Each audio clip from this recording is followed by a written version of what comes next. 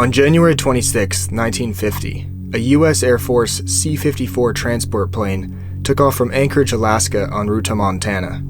It disappeared and still hasn't been found to this day. 12 days later, on February 7, 1950, another U.S. Air Force Douglas C-47D, taking part in the search for the previous plane, took off from Whitehorse Airport. It was searching the area north of Haines Junction when it encountered two successive downdrafts and crashed into the side of a mountain.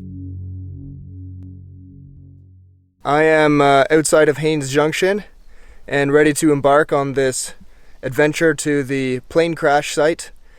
It's definitely going to be adventure because there's a lot of unknowns. I don't know how long it is. I don't know how long it'll take, if there's going to be creek crossings, climbing some of the mountains along the way. I won't be following a trail. How marshy and wet will it get? So I really don't know any of those answers. But we have 2 days of sun, which is what we want. We need some good weather. Hopefully I can go there, stay overnight, and come all the way back in 2 days. Yeah, I'm going solo, so that also makes it a little more, just a little more dangerous. But it is what it is. It started with a 20-kilometer bike following an ATV hunting trail. After I ditched the bike, I bushwhacked up a mountain where the open ridges would keep the bugs away. There, we encountered a curious caribou, all by himself.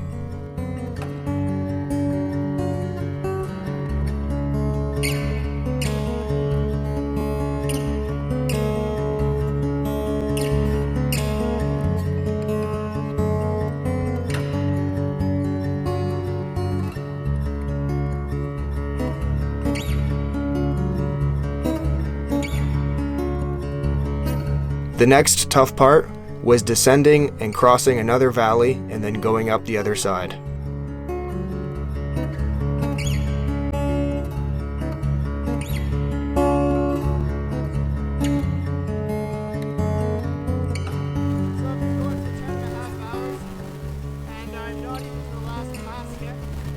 It's just behind me, and then I'll have to go down to the next valley and up to the both my legs, because I'm probably dehydrated.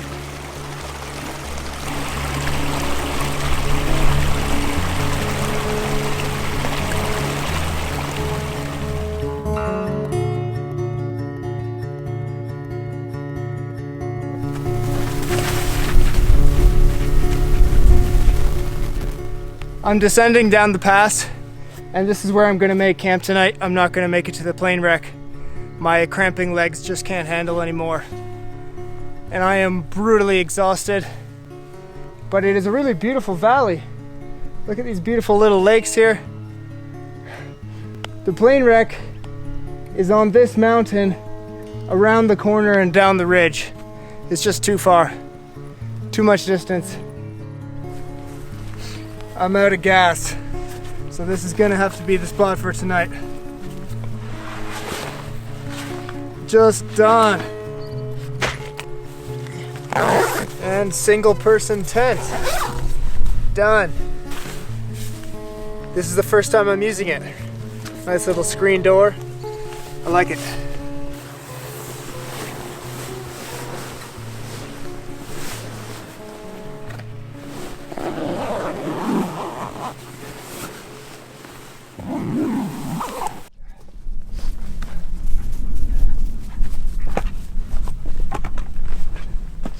Wow.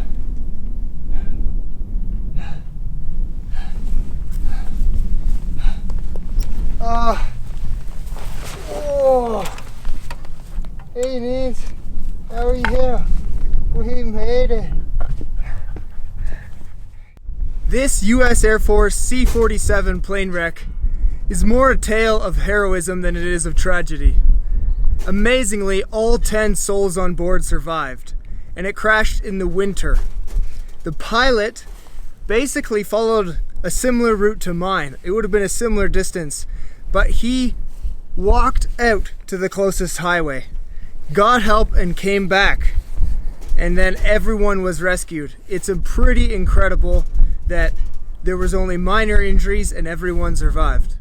Look at how rough this area is. It's crashed on a pretty significant slope. It could have got much worse just over the mountain. And the plane is mostly intact. I mean, you can see the fuselage, the wings are still attached. One's been ripped in half, but everything is basically here. The tail is attached. Imagine going down in such a rough place in winter. That's just unthinkable. And then surviving.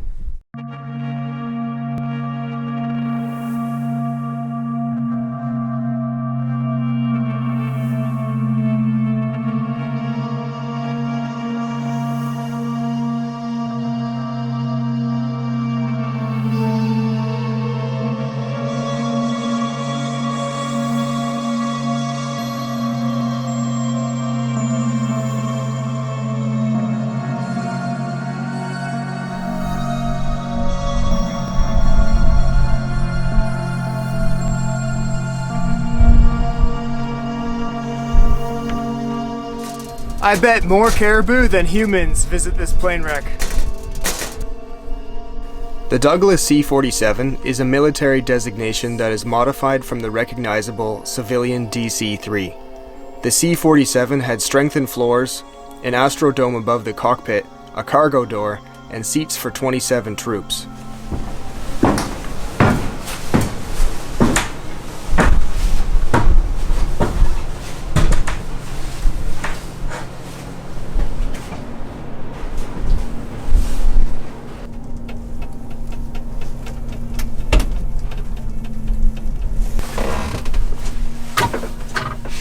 The pilot was First Lieutenant Donald J. King, and he was 28 years old, pretty similar age to me.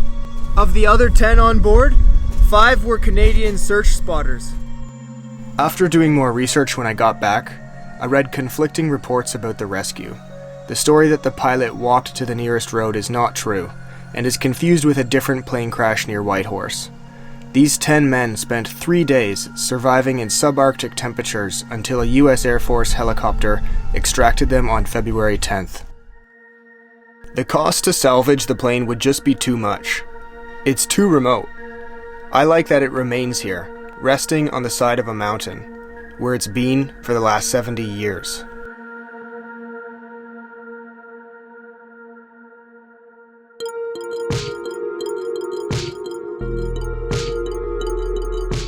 I didn't have time to hang around at the crash site, as there was a massive distance to get myself back to civilization. In total, I covered about 92 kilometers round trip, with 40 kilometers of that on the bike. I have to thank 2 conservation officers at the Yukon Natural Resources Office for helping me out with maps, so I could correctly find the plane crash.